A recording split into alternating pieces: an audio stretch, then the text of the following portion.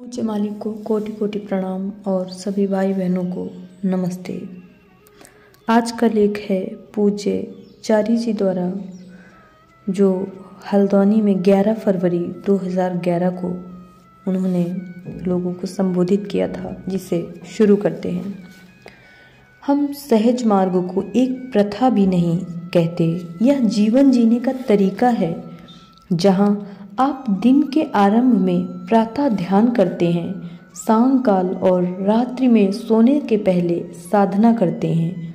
धीरे धीरे ध्यान की स्थिति आपके लिए सोते जागते यानी कि 24 घंटे स्वाभाविक बन जाती है।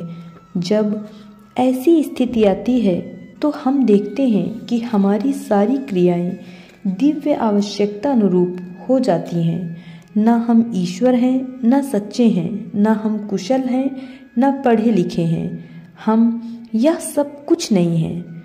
हम दिव्य जीवन ऐसे जीते हैं जैसा होना चाहिए और वह स्वाभाविक है। आजकल के भ्रष्ट संसार में लोग कहते हैं मैं बहुत ईमानदार हूँ। आजकल के भ्रष्ट संसार में मैं कभी झूठ नहीं बोलता, आदि आदि। परंतु हम सच कहने में भी झूठ बोल सकते हैं। और फिर तुम जानते हो, जब तुम झूठ के बारे में सोचते भी हो तो वह काफ़ी है, उसको बोलने की आवश्यकता नहीं, क्योंकि हमारी यौगिक पद्धति के अनुसार सब कुछ यहाँ से आरंभ होता है, फिर यहाँ आता है, फिर यहाँ आता है। मनसा वाचा हस्ताभ्यास, मनस से वचन में और फिर कर्मेंद्रियों में और फिर दिल में बड़ी देर में आता है। सब बुराई और सब अच्छाई का जन्म यहाँ मनस में होता है। जैसा कि वेद कहते हैं, हमारे विकास का या अधोगति का उत्तरदायित्व मनस पर ही है। तो सहज मार्ग बुद्धि को क्रिया का क्षेत्र मानता है। इन दोनों का संयोजन सब विचार उत्पन्न करता है और यह आवश्यक है। उसका अब नियमन करना होता है और इसका नियमन करने के लिए हम हृदय का उपयोग करते हैं। हम हृदय पर ध्यान करते हैं, ना कि मनस पर। यहीं से शिक्षा बाहर आती है। धीरे धीरे मनस हृदय के अधीन हो जाता है। मनस केवल सोचता है, उसके कोई नैतिक मूल्य नहीं होते, यह केवल विचार देता है। दिल हर परिस्थिति में नैतिकता को लाता है, इसलिए शासनकर्ता दिल है। हालांकि सारी सूचना मनस देता है। बाबूजी ने कहा है, हम 2-3 कारणों से ध्यान के लिए दिल को चुनते हैं। सब धर्मों के अनुसार दिल में प्रभु निवास करते हैं। दूसरा, यहीं से रक्त संचार प्रारंभ होता है। तो जब तुम इस पर ध्यान कर इसे शुद्ध करते हो तो यह ऐसा है जैसे दिव्य रक्त तुम्हारे पूरे शरीर में प्रवाहित होकर उसे दिव्य कर देता है। जैसे कि वह सब अंगों को ऑक्सीजन पहुंचाता है। तो ये 2 महत्वपूर्ण कारण हैं कि हम हृदय पर ध्यान करते हैं। धीरे धीरे दिव्य आवाज, जिसे हम अंतर चेतना कहते हैं, वह हमें हल्के से बताती है, रुक जाओ। जब हम कोई संदेहात्मक कदम उठाते हैं तब अगर तुम इसे सुनते हो तो वह शक्तिशाली हो जाती है। और एक दिन हम केवल इसको सुनते हैं और वह सब अपने हाथ में ले लेती है। तब हम कह सकते हैं कि मैं दिव्यता के निर्देश में कार्य कर रहा हूँ। फिर मैं इसका, दिल का एक यंत्र हूँ। फिर दिल इस पूरे शरीर को अपने कार्य, जो भी इस संसार में करना है, उसके लिए एक वाहन की तरह प्रयोग करता है। 2 कारणों से, एक हमारे व्यक्तिगत विकास के लिए, और अगर हम लगे रहते हैं तो ज्ञानातीत तत्व दिव्यीकरण के लिए शायद। दूसरा, समाज की सहायता के लिए, ताकि हम वह बन सकें जो गुरुदेव चाहते हैं हम बने। यह उस दिए की भांति है जिसे हम पकड़ते हैं। दिया तुम्हें अंधेरे में राह दिखाता है और साथ ही उनकी भी सहायता करता है जो तुम्हारे पीछे आ रहे हैं। दिया केवल तुम्हारे लिए ही काम नहीं करता। तुम अपने कमरे में पढ़ने के लिए एक मोमबत्ती जला सकते हो, परंतु वह 4 और लोगों की पढ़ने में मदद करती है। तो सहज मार्ग अपने उपयोग में सार्वभौमिक है। जब तुम विकसित होते हो तो तुम्हारे साथ जो है वह भी विकसित होता है। जब तुम घास को पानी देते हो तो आसपास के झाड़ झांखर को भी पानी मिलता है। इसलिए सफाई की आवश्यकता है ताकि जो आवश्यक नहीं है उसको हटाया जा सके।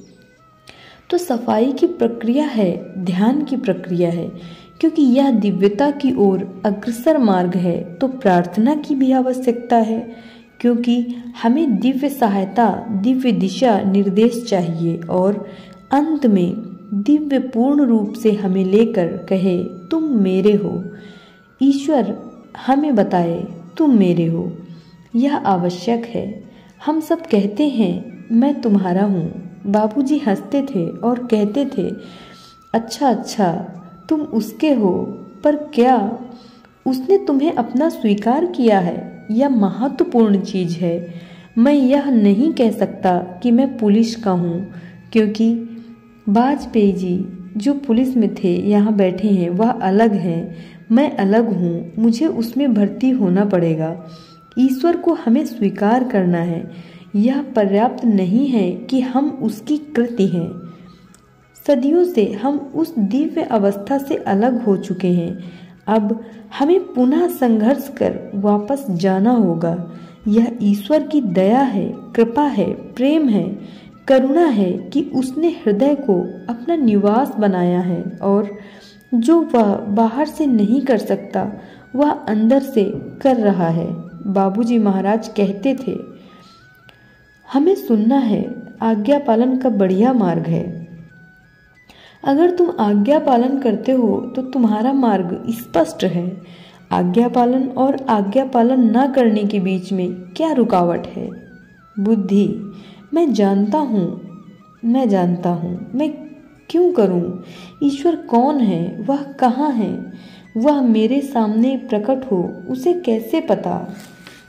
वह तो त्रेता युग में था, द्वापर युग में था और उन दिनों सरल था, परंतु आज की दुनिया में कैसे झूठ न बोलें, कैसे बेईमानी न करें, कैसे मिलावट न करें, दूसरों को कैसे मूर्ख न बनाएं, क्या ईश्वर कर सकता है? दिल से एक हल्की सी आवाज आती है, हाँ मैं कर सकता हूँ, अगर तुम मुझे करने दो। तुम में से प्रत्येक अपनी ओर इशारा करके कहे, अगर मैं ईश्वर को करने की अनुमति दूं तो वह करने की अनुमति देगा, परंतु हम नहीं करते क्योंकि हम अपनी मानवीय दशा में दबे रहते हैं, अपने दुख में, अपनी बीमारी में, अपनी गंदगी में। क्यों? क्योंकि हम ईश्वर से याचना करते हैं, उसका आज्ञा पालन नहीं करते। हम आध्यात्मिकता के गुरु से याचना करते हैं लेकिन उसका आज्ञा पालन नहीं करते। हमारी चेतना हमसे याचना करती है, प्रिय भाई तुम गलत कर रहे हो, परंतु हम उसका कहना नहीं मानते। हमारे पास बुद्धिमत्ता के 3 स्रोत हैं, 3 दिशाएं हैं, 3 तरीके जिनके द्वारा ईश्वर हमारा साथ पकड़कर राह पर ले जा सकता है। ईश्वर स्वयं, गुरु, जब ईश्वर पकड़ में न हो और तुम्हारी चेतना या अंतरात्मा, तीनों एक ही हैं, जैसे तीनों माइक्रोफोन से एक ही आवाज कह रही हो, सुनो सुनो, ध्यान से सुनो। यह सबसे सरल तरीका है बताने का कि सहज मार्ग क्या है। मैं आशा करता हूँ कि तुम इस अंतर्निहित को सुनोगे। अनुशासन का अर्थ है निर्विवाद अनुसरण करना। अगर ध्यान 6 बजे है तो तुम वहाँ 6 बजे होगे। यह नहीं कहोगे ठीक है हम यह कभी भी कर सकते हैं। तुम कभी खाना तो नहीं छोड़ते, फिर ध्यान क्यों छोड़ते हो? नहीं सर मैं कल कर लूँगा। फिर अगले हफ्ते, अगले दिन क्या होता है? तुम्हें जो करना चाहिए तुम नहीं करते और तुम्हारी संकल्प शक्ति कमजोर पड़ जाती है और उससे अगले दिन और भी कठिन लगता है। तुम्हें 6 बजे उठना चाहिए, तुम उठते हो तो संकल्प शक्ति बलवती होती है। तुम 7 बजे उठते हो तो वह और कमजोर होती है। अगले दिन 7 का 8 होगा और फिर तुम्हारी पत्नी को तुम्हारे ऊपर बाल्टी से ठंडा पानी फेंकना पड़ेगा और फिर सब कुछ गलत होगा। अगर तुम जीवन का प्रथम कदम, जो कि प्रतिदिन प्रातः होता है, नहीं कर पाते, तुम कुछ भी सही नहीं कर पाओगे। पहला कदम सबसे महत्वपूर्ण है क्योंकि दूसरा कदम उसके बाद आता है। जैसे कहते हैं, हर यात्रा की शुरुआत तुम्हारे ही प्रांगण से होती है। मैं यहाँ बैठकर शान बघार सकता हूँ कि मैं अगले साल न्यूजीलैंड जाऊँगा। केवल फैसला लेना पर्याप्त नहीं, तुम्हें उस पर कार्य भी करना होता है। मैं लोगों को जानता हूँ जो कहते हैं, सर मैं सहज मार्ग में दीक्षा लेने कल आऊँगा, और वे कभी नहीं आते क्योंकि आज और कल में 24 घंटे हैं। संभवतः कमजोरी के, संभवतः राह बदलने के और संभवतः सब भूल जाने के। ईश्वर बहुत दयालु है, वह हमें नींद देता है ताकि हमारा शरीर पुनः पुष्ट हो जाए और वह प्रतिदिन हमें स्मरण कराता है कि मैं कौन हूँ। अगर आप प्रतिदिन यह भूल जाओ तो क्या होगा? सबसे बड़ा रहस्य और ईश्वर की कृपा का पता चलता है। नींद में भी हमें चेतना रहती है ताकि उसकी ओर हमारी यात्रा चालू रहे। तो नींद का भी उपयोग करिए, एक चेतन निद्रा, न कि एक बेहोशी वाली नींद। इस नींद में भी मैं उस उपस्थिति के प्रति आदर में रहूं और अपने और उसके मिलन में सहायक बनूं। मैं प्रसन्न हूँ कि यह नया आश्रम आपके हवाले है। बिना हिचकिचाहट के इसका उपयोग करिए। सहज मार्ग में किसी चीज का मूल्य नहीं लिया जाता, न दीक्षा देने का, न सिटिंग का, परंतु इन सुविधाओं का दुरुपयोग न करें। प्रयोग न करना भी दुरुपयोग होता है। मान लीजिए मेरे पास पेन है और मैं उससे कभी न लिखूं, यह भी दुरुपयोग है। सक्रिय दुरुपयोग ही दुरुपयोग नहीं है, निष्क्रिय दुरुपयोग भी होता है। प्यारे भाइयों व बहनों, मैं आपके लिए प्रार्थना करता हूँ। आश्रम के विषय में चर्चा करते हुए बाबूजी ने कहा कि हर अभ्यासी का घर आश्रम हो। आश्रम कोई अलग स्थान नहीं है। अगर आप पद्धति के अनुसार नियमित भक्ति व श्रद्धा से घर पर ध्यान करते हैं तो आपका घर भी एक आश्रम है। ध्यान आश्रम का निर्माण करता है और आश्रम अभ्यासी का निर्माण नहीं करता। यह याद रखिए। स्थान पर राज वहाँ की जाने वाली प्रक्रिया करती है। अगर मैं आश्रम में ध्यान नहीं करता तो वह एक भवन के अलावा कुछ नहीं जिसे इंजीनियर ने बनाया है, जिस पर पैसा लगा है, परंतु जो करना चाहिए उसे आप करते हैं। दिन प्रतिदिन ध्यान करते हैं तो पूरी इमारत ही नहीं, उसके आसपास भी सब कंपित होने लगता है। पूरे वातावरण में आसपास सब फैल जाता है और पूरा गांव दिव्यता से भर जाता है। पूरे शहर, पूरे देश, पूरे संसार का दिव्यीकरण हो जाता है। वह इस प्रकार फैलता है। हमारा दोहरा कर्तव्य बनता है, एक अपनी ओर और दूसरा समाज की ओर। हमारा समाज हिंदू या मुसलमान या वह नहीं है, वह हिंदुस्तानी या पाकिस्तानी नहीं है। हमारा समाज संपूर्ण मानवता है। हमारे अंदर कोई पक्षपात या भेदभाव नहीं है।